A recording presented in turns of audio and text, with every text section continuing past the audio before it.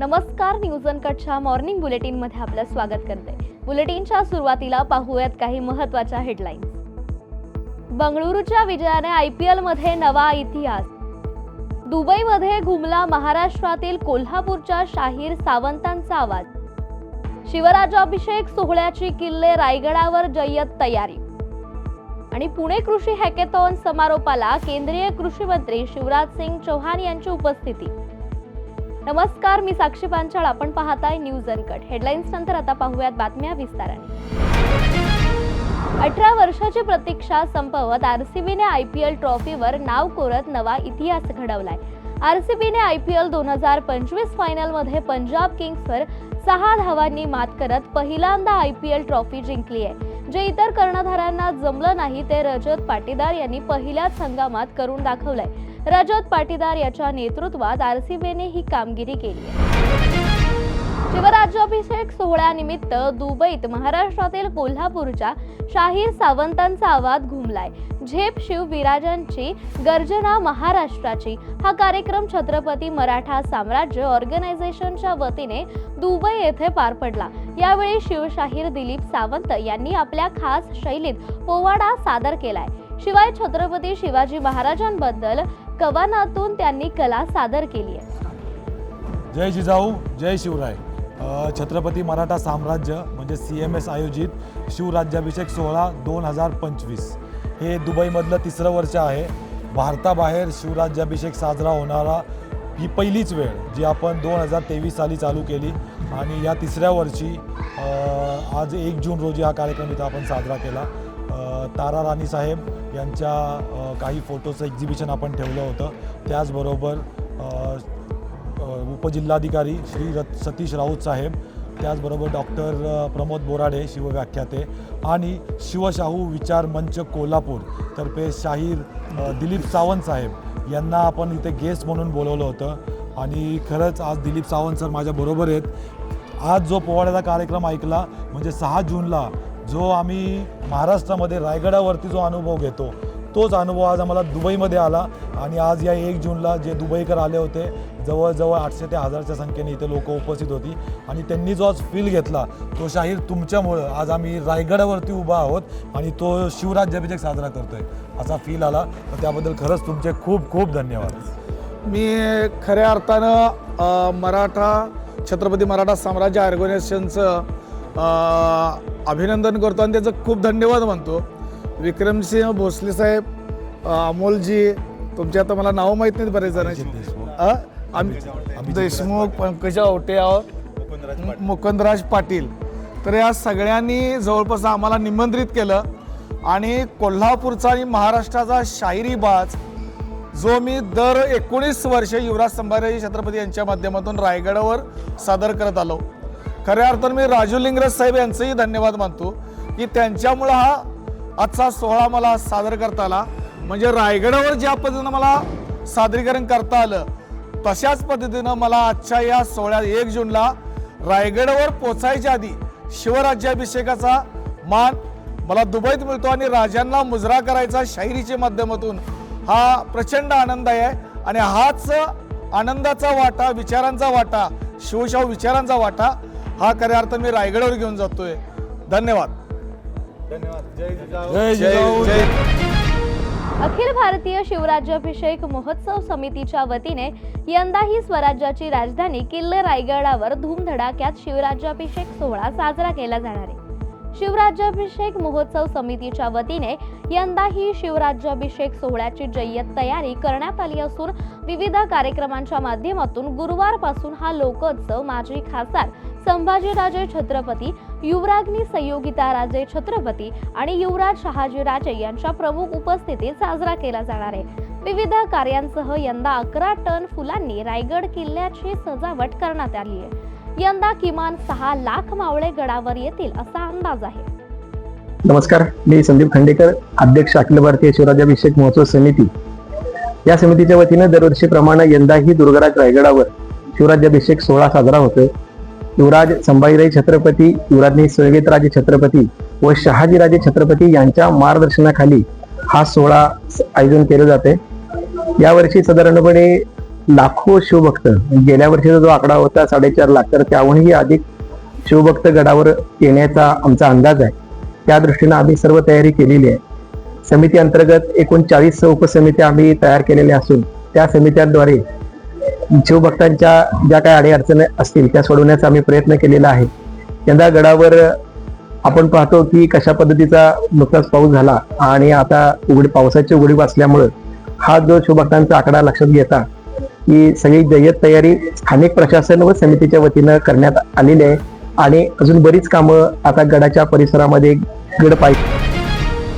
महाराष्ट्र शासनाच्या कृषी विभागातर्फे आयोजित पुणे कृषी हॅकेथॉन कार्यक्रमाचा पारितोषिक वितरण आणि समारोप कार्यक्रम उत्साहात पार पडला. या कार्यक्रमात केंद्रीय कृषी मंत्री शिवराज सिंग चौहान प्रमुख पाहुणे म्हणून उपस्थित होते. यावेळी पत्रकारांशी संवाद साधताना शिवराज चौहान यांनी उपमुख्यमंत्री अजित पवार यांचे आभार मानत राज्यातील कृषी आणि ग्रामीण क्षेत्रात सुरू असलेल्या नवनवीन उपक्रमांचं कौतुक केलंय. विकसित कृषी संकल्प आणि अभियान अंतर्गत सुरू असलेल्या महत्त्वपूर्ण उपक्रमांची माहिती यावेळी देण्यात आली आहे.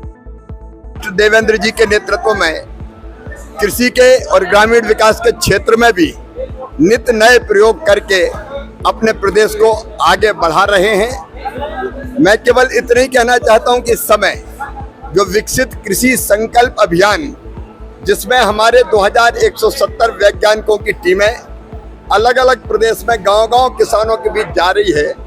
एक तरफ रिसर्च किया साइंटिस्ट ने लैब में, लेकिन वो रिसर्च लैंड तक किसान के पास जाए, इसलिए वैज्ञानिक, केंद्र सरकार, राज्य सरकार, एग्रीकल्चर यूनिवर्सिटी, कृषि विकास केंद्र और प्रगतिशील किसान मिलके किसानों के बीच जा रहे हैं. मैं स्वयं भी किसानों के बीच में जा रहा हूं और जो अच्छी प्रैक्टिस है उसको हम सारे देश में बांटने का काम कर रहे हैं और जो कठिनाइयां हैं उनको भी समझ के उनके लिए कैसे शोध और रिसर्च करें इसकी योजना बना रहे हैं. रिसर्च दिल्ली में बैठ के नहीं होगी, किसान की समस्या यासह बुलेटिन मध्ये आपण एक छोटीशी विश्रांती घेऊयात. पाहत रहा न्यूज अनकट. चला करूया माणुसकीचा हा नाट्य जागर. चला करूया जागर स्वतःमध्ये आणि सगळ्यांमध्ये माणूस शोधण्याचा. चला जागराला या हो, जागराला या हो, जागराला या तुम्ही, जागराला या माणुसकीच्या जागराला या हो, जागराला या तुम्ही, जागराला या. थिएटर ऑफ रिलेव्हन्सच्या कलाकारांचा हा नाट्य जागर येतो लवकरच आपल्या भेटीला न्यूज अनकटवर. विश्रांतीनंतर पुन्हा एकदा स्वागत. उर्वरित काही महत्त्वाच्या बातम्यांवर एक नजर टाकूया. जालना शहरातील नागरी समस्यांवरून राष्ट्रवादी काँग्रेस शरद पवार गट आक्रमक झालाय. पक्षाच्या पदाधिकाऱ्यांनी महापालिका आयुक्तांची भेट घेऊन मागण्यांचं निवेदन सादर केलंय. शहरात घाणीचं साम्राज्य पसरलंय, मोकाट कुत्र्यांचा त्रासही वाढल्याचं सांगत राष्ट्रवादीने शहरातील नागरी समस्या 15 दिवसात सोडवाव्यात असं निवेदनात म्हटलंय. अन्यथा तीव्र आंदोलन करू असा इशारा देखील देण्यात आलाय. आज जालना राष्ट्रवादी कांग्रेस शरद पवार गट की तरफ से हम जालना राष्ट्रवादी की पूरी टीम ने आयुक्त को निवेदन दी है. मोती तालाब के अंदर जो बच्चे दो भाई डूब के उनका मौत हुई, हमारी ये मांग थी कि मोती तालाब में कम से कम अभी तक 15 से 20 बच्चे डूब के मरे हैं. हमारी ये मांग थी कि मोती तालाब को संरक्षण भिंत या तार कंपाउंड वॉल करना चाहिए. और दूसरा, मोकाट कुतरे की वजह से अभी 8 दिन पहले एक बच्ची की जान गई. अभी 2 दिन पहले रहमानगंज, बागवान मोहल्ला और कवाड़ी मोहल्ले में कुत्तों ने बच्चों पे हमला किए, जो बहुत बाल बचे. और तीसरा मुद्दा, जो सड़क के बीच में रास्ते में जो विद्युत पोल है, इसके वजह से अभी साल भर पहले पुलिस कर्मचारी की मौत हुई. अभी 8 दिन पहले बाबा सत्कर का भी वो पोल से एक्सीडेंट. सातारा सोलापूर महामार्गावर कोरेगाव हद्दीत असणाऱ्या ब्रिटिशकालीन पुलाचं काम गेल्या अनेक वर्षांपासून रखडलंय. यामुळे या ठिकाणी असणाऱ्या अरुंद रस्त्यावर सातत्याने अपघात होत असून पुलाचं काम करणाऱ्या मेगा इंजिनिअरिंग कंपनीला सांगूनही कोणताही प्रतिसाद मिळत नाहीये, अशी तक्रार आमदार महेश शिंदे यांच्या मार्गदर्शनाखाली कोरेगाव नगर परिषदेच्या सर्व नगरसेवकांनी जिल्हाधिकारी संतोष पाटील यांना दिली आहे. लवकरात लवकर पुलाचं काम पूर्ण करावं अशी मागणी यावेळी नगरसेवकांनी केली आहे. हा विषय जो रखडलेला जिल्हाधिकाऱ्यांची तुम्ही भेट घेतली, काय चर्चा झाली? खरं तर कोरेगाव शहरामध्ये म्हणजे ह्या गोष्टीची प्रचंड नाराजी झालेली आहे. गेले 7 वर्ष झालं काम चालू आहे. 7 वर्ष काम चालू असताना त्यांना वारंवार आम्ही उच्चस्तरीय बैठका घेतल्या. कलेक्टर साहेबांच्याकडे आज पहिल्यांदा आलोय, पण त्या खात्यासंदर्भातल्या सगळ्या बैठकी झाल्या तरी सुद्धा जर ते मेगा इंजिनिअरिंगवाली दाद घेत नाहीत, तर म्हणून आज आम्ही इथं आलो. खरं तुम्हाला पाहता दोन्ही बाजूला बघितलं तर दोन्ही बाजूला एका बाजूला एक साधारण 10 मीटर उंची आहे रस्त्याची, एका बाजूला साधारण 15 मीटर उंची आहे. एवढा असा खोल खड्डा तिथं निर्माण झालेला आहे. त्यामुळे वाहनांचं ॲक्सिडेंटचं प्रमाण वाढलेलं आहे. वाहनं चालवताना ट्रॉयलांचं मगाशी सांगितल्याप्रमाणे ट्रॉयला चालत असताना गाड्या वर जात नाही, त्याला 2-2 ट्रॅक्टर लावावे लागतात. अशा प्रचंड भयानक परिस्थिती आहे. सगळ्यात महत्त्वाचं 150 वर्षापूर्वीचा तो पूल आहे, तो सुद्धा जीर्ण झालेला आहे आणि त्याची रुंदी प्रचंड कमी आहे. गाड्या पास होताना प्रचंड त्रास होत आहे. तर ह्यासाठी आमचं म्हणणं आहे की कसल्याही परिस्थिती लवकरात लवकर कलेक्टर साहेबांना आम्ही सांगितलं की लवकरात लवकर तुम्ही ह्याची दाद घेऊन उच्चस्तरीय बैठक लावून लवकरात लवकर तो पूल चालू व्हावा ही आमची विनंती आहे. याच्यामध्ये काही राजकीय हस्तक्षेप वाटते का? इतक्या दिवसापासून तुम्ही बैठका घेताय, आमदार साहेब यात फॉलोमध्ये आहेत, तरी देखील या कामाचा कोणताही मार्ग होत नाही किंवा मुहूर्त लागत नाही. राजकीय उद्देश असा असेल असं आम्ही थेट म्हणू शकत नाही, कारण की शासनाच्या माध्यमातून काम होत आहे. परंतु एक कुठली तरी अदृश्य शक्ती त्याला थोडासा मागं वाटण्याचं काम करते असं आम्हाला अंतर्मनाला वाटते. मंत्री गिरीश महाजनांनी माझ्या भाच्याच्या खोट्या गुन्ह्यात अडकवलं असल्याचा आरोप आमदार एकनाथ खडसे यांनी काल माध्यमांसमोर केलाय. भाच्याला विनाकारण 7 वर्ष कारागृहात काढावी लागली असल्याचं मत खडसेंनी सांगितलंय. त्यातील काही सांगता येत नाही. खडसे पुराण आता संपलेला आहे. मंगेश चव्हाण फार मोठा माणूस नाही. एकनाथ खडसेंवर टीका टिप्पणी करण्याची फारशी दखल त्याची घेण्याची मला कधीच आवश्यकता भासली नाही. कारागृहाला जो ठेका दिला गेलेला आहे त्यात काही पोलीस अधिकारी पण पार्टनर आहेत अशी चर्चा ते नाही सांगता येणार. चला, जळगाव जिल्ह्याचा विचार केला तर जळगाव जिल्ह्यामध्ये एक पोलीस अधिकारी जे आहे त्याचे ड्रग्ज माफियाशी कॉन्टॅक्ट असल्याचं समोर आलं. त्यानंतर आता पुन्हा कारागृहाचा असा घोटाळा जो आहे त्याची चर्चा रंगलेली आहे. काय वाटतंय की कुठेतरी गृहमंत्री जे आहे याबाबत कमी पडतायत? नाही, गृहमंत्री अशा एखाद्या दिवसभरातून शेकडो घटना घडत असतात. या घटनांच्या संदर्भामध्ये प्रत्येक गृहमंत्र्याला जबाबदार धरलंच पाहिजे असं नसतं. अनेक घटना अशा असतात की त्या ठिकाणचे जे अधिकारी असतात त्यांच्या चुकीमुळे हे निर्णय झाले, पण अधिकाऱ्यांवर दबाव हा गृह खात्याचा राहिला पाहिजे. त्यामुळे ह्या घटना कमी होण्यास मदत होईल. सध्या पालकमंत्री पदावरून वाद रंगलेले आहे. रायगड पालकमंत्रीवरून सध्या वाद सुरू आहे. कोल्हापूरच्या इचलकरंजीत युवा सेनेच्या वतीने भीक मागो आंदोलन करण्यात आलंय. खरेदी दस्तांची 7/12 पत्रिकी नोंद होण्यासाठी हे अनोखं आंदोलन करण्यात आलंय. इचलकरंजीतील दोन्ही सहाय्यक निबंधक कार्यालयामध्ये खरेदी झालेल्या जागेची नोंद महसूल अधिकारी 7/12 पत्रकही करत नाहीत. 7/12 पत्रकी नोंद नसल्याने सामान्य नागरिकांना अडचणी निर्माण होत आहेत. त्यामुळे या विरोधात महाराष्ट्र युवा सेनेने भीक मागो आंदोलन करून प्रशासनाचं लक्ष वेधलंय.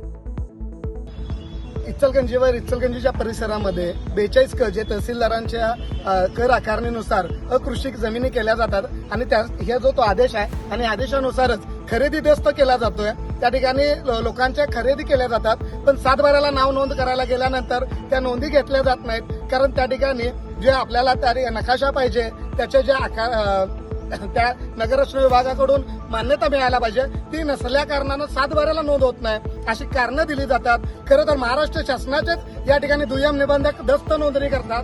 20-25 हजार रुपये या ठिकाणी त्यांना आपण हे नागरिक जे आहेत त्या ठिकाणी नोंदणी फी भरतात आणि त्या जर केल्यानंतर साधं 7/12ला त्या ठिकाणी नाव लागत नाही. लाखो रुपये मालकांना दिले जातात. ते जे मालक आहेत ते मात्र निवांत आहेत. ज्यांनी दलाली केली ते निवांत आहेत. ज्यांनी त्या ठिकाणी प्लॉटिंग केलं ते पैसे घेऊन गबरगंड झालेले आहेत. पण जे मागावर पाळी करतात, ज्या ठिकाणी बांधकाम कामगार आहेत, असे छोटे छोटे भांडी घासणाऱ्या महिला आहेत, त्यांनी 500. यासह बुलेटिन मध्ये एक छोटीशी विश्रांती. लगेचच परत येऊ. पाहत रहा न्यूज अनकट. 10,000 किलोची झणझणीत पुणेरी मिसळ, 2100 किलोची चमचमीत खिचडी, 8 फुटाचा लांब चटपटीत कबाब, मस्त खा आणि स्वस्त रहा असे म्हणणारे भारतीय खाद्य संस्कृतीचे शिल्पकार जगप्रसिद्ध शेफ श्री विष्णू मनोहरजी लवकरच आपल्या भेटीला येत आहेत अनकट स्पेशल या सत्रात. विश्रांतीनंतर पुन्हा एकदा स्वागत. पुढची एक महत्त्वाची बातमी आहे बीडमधून. बीडमध्ये ऊसतोड कामगार महिलांच्या गर्भपिशव्या काढल्याचं प्रकरण समोर आल्यानंतर काँग्रेसच्या माजी मंत्री यशोमती ठाकूर आक्रमक झाल्यात. गर्भपिशव्या काढल्या गेल्या तेव्हा आयोग्य काय करत होतं असा विचित्र प्रश्न करत ठाकूर यांनी दोषींवर तात्काळ कारवाईची मागणी केली आहे. अतिशय शॉकिंग बातमी आहे ती. ऊस तोड कामगारांचा हा खूप मोठा विषय आहे आणि हा सातत्याने त्याच्याकडे लक्ष केंद्रित करण्याची गरज आहे. त्याच्यामध्ये स्पेशल हिअरिंग्ज झाले पाहिजे. त्याच्यामध्ये का बरं असं, म्हणजे असं काय होतं तिथं की इतक्या महिलांचे गर्भाशय काढून टाकलेले आहेत. हे अतिशय शॉकिंग आणि एक चटका देणारी ही बातमी आहे की 800 महिलांचे गर्भपिशव्या काढल्या आणि महिला आयोग काय झोपलाय. जालन्यातील अतिवृष्टी अनुदान घोटाळा प्रकरणी चौकशी समितीच्या अहवालात 18 कोटींची रक्कम अपहारित झाल्याचं आढळून आल्याची माहिती जिल्हाधिकाऱ्यांनी दिली आहे. अंबड आणि घनसावंगी तालुक्यात तहसीलदारांचे लॉग इन पासवर्डचा गैरवापर करून तलाठी, ग्रामसेवक आणि कृषी सहाय्यकांनी अतिवृष्टी आणि गारपिटीचे 55 कोटींपेक्षा जास्त अनुदान हडप केल्याचा प्रकार समोर आला होता. यातील 18 कोटी रुपयांची रक्कम अपहारित असल्याचं चौकशीत निष्पन्न झालंय. काय सांगणार अतिवृष्टी अनुदान घोटाळ्याचा जो अहवाल आहे तो सादर झालेला आहे. त्या अहवालामध्ये तुम्हाला काय निष्पन्न झालेलं आहे, काय करायचं? अतिवृष्टी आणि दुष्काळ याचं 2022 पासूनचे जे अनुदान वितरण होत होतं त्यामध्ये काही ठराविक गावांच्या तक्रारी आल्या होत्या आणि त्या अनुषंगाने याची व्याप्ती जास्त असू शकते याचा अंदाज घेऊन जिल्हा स्तरावर एक समिती गठीत केली होती. 2 उपजिल्हाधिकारी आणि साधारणतः 5 नायब तहसीलदार त्या समितीमध्ये होते आणि नवनियुक्त तलाठी जे आहेत तर ते देखील या समितीमध्ये घेण्यात आले होते.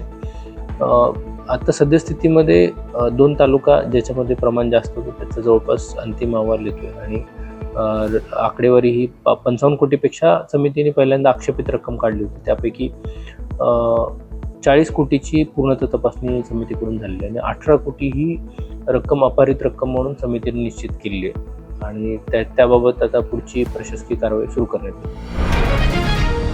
जालना कृषी उत्पन्न बाजार समितीतील जनावरांचा बाजार 8 जून पर्यंत बंद राहणार आहे.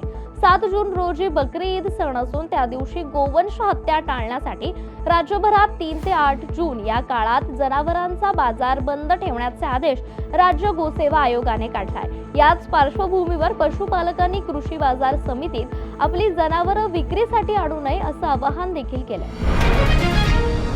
कापूस लागवडीकडे शेतकऱ्यांनी पुन्हा वळावं आणि ब्राझील या देशाप्रमाणे भरघोस उत्पादन घ्यावं यासाठी देशविदेशातील कापूस शास्त्रज्ञांनी मार्गदर्शन शिबिर जळगाव जिल्ह्यातील बोदवड येथे आयोजित करण्यात आलं होतं. मागील काही वर्षात कापूस उत्पादक शेतकऱ्यांचं उत्पादन खर्चही निघेनासं झाल्याने यंदा अनेक शेतकऱ्यांनी कापूस लागवडीकडे पाठ फिरवल्याचं पाहायला मिळत आहे. याच पार्श्वभूमीवर हे शिबिर इंडियन कॉटन असोसिएशन आणि खानदेश जिनिंग प्रेसिंगद्वारे आयोजित करण्यात आलं होतं.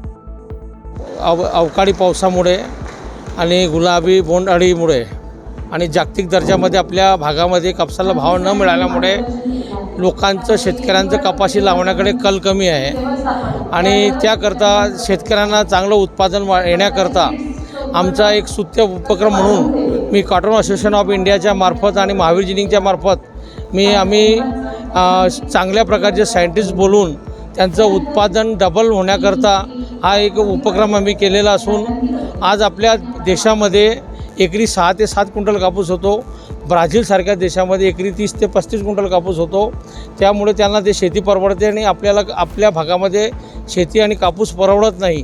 तर त्यांना उत्पादन डबल होण्याकरता ही आमचा प्रयत्न असून आणि ह्या यामार्फत आम्ही शेतकऱ्यांना जास्तीत जास्त उत्पादन घेऊन त्यांना कापसाची शेती परवडली पाहिजे त्याकरता आम्ही हा चांगला उपक्रम आम्ही शेतकऱ्यांकरता करतो आहे. ब्राझीलचं तंत्रज्ञान या ठिकाणी शेतकऱ्यांना शिकवलं जातं. ब्राझीलच्या शेतकऱ्यांना उत्पादन अति घनता कापूस लागवड करून लावून त्यांनी ब्राझीलच्या लोकांनी उत्पादन वाढवलेलं आहे आणि ते तंत्रज्ञान इथे सायंटिस्टच्या मार्फत त्यांना आपण दाखवतो आहे की जास्तीत जास्त त्यांनी आपल्या शेतकऱ्यांनी उत्पादन वाढवायला पाहिजे. आणि या बातमीसह मॉर्निंग बुलेटिनमध्ये इथेच थांबूया. ताज्या बातम्यांसाठी पाहत रहा न्यूज अनकट.